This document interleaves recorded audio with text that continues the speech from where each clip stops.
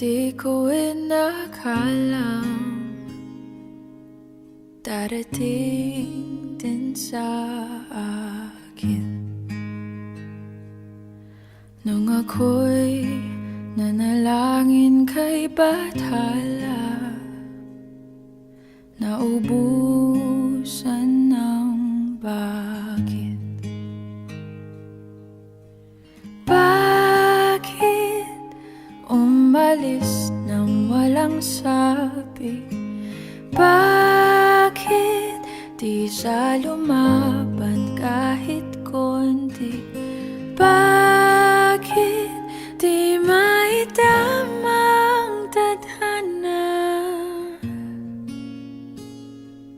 At nakita kita sa tagpuan ni Bathala, may kinang sa mata na di maintindihan.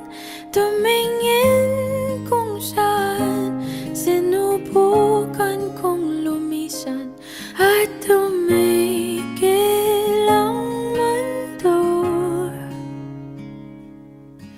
Nung ako'y ituro mo siyang panalangin ko.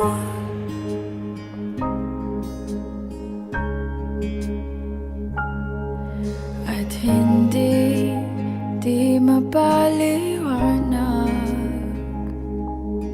ang nangyari sa akin. Saksi ang lahat ng tala sa iyong panalangin.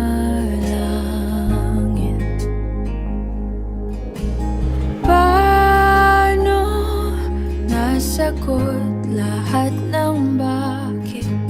Di makapaniwala sa nangyari. Paano mo naitama ang tadhana? Nung nakita kita sa tagpuan ni Bathala, may kinang sa mata na di maintindihan. Tumingin kung saan, sinubukan kong lumisan at tumigil ang mundo. Nung ako'y ituro mo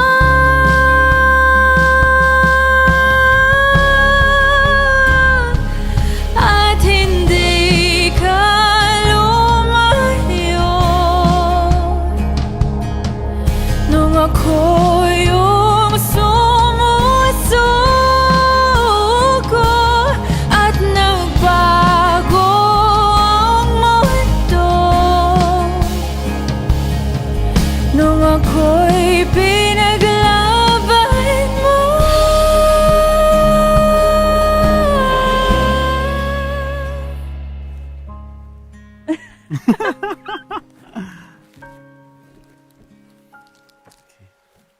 Pwede sa moment na to, tayong tatlo lang. Ikaw, ako, si Kat.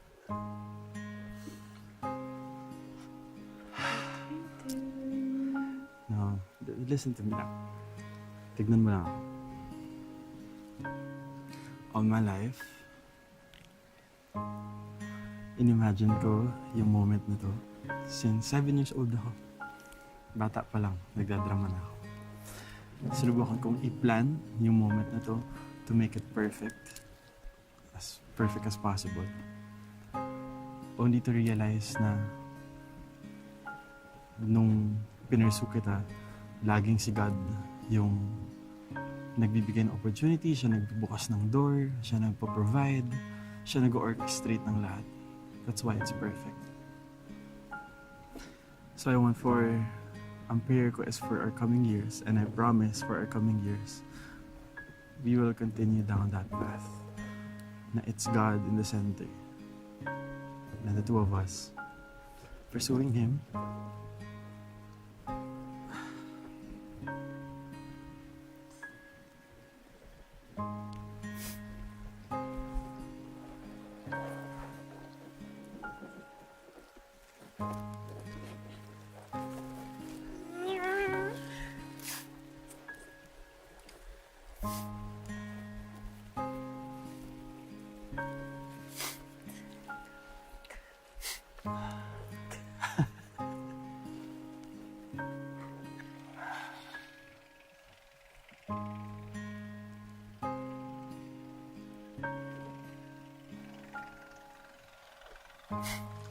Moira de la Torre. Cruzado. Moira. Moira. Moira. I have never been more sure. Absent ako. I have never been more sure. And I've never been more ready. My entire life. And this moment. Because I know I have the best wingman with me. And I know na siya nag-orchestrate nito.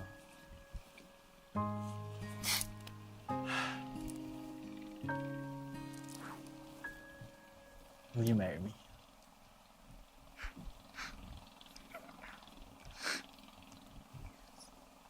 At hindi ka lumayo nung ako yung sumusuko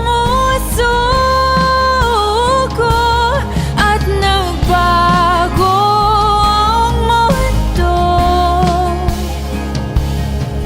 nung ako'y pinaglaban mo.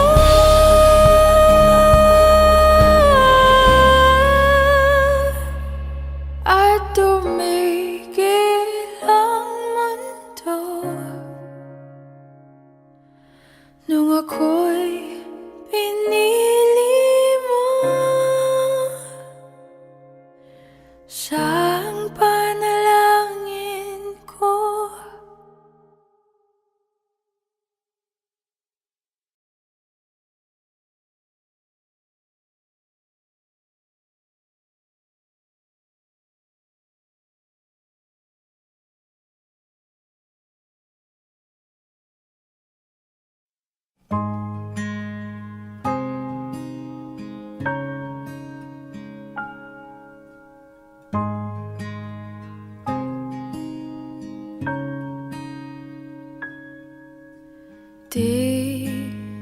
Di ko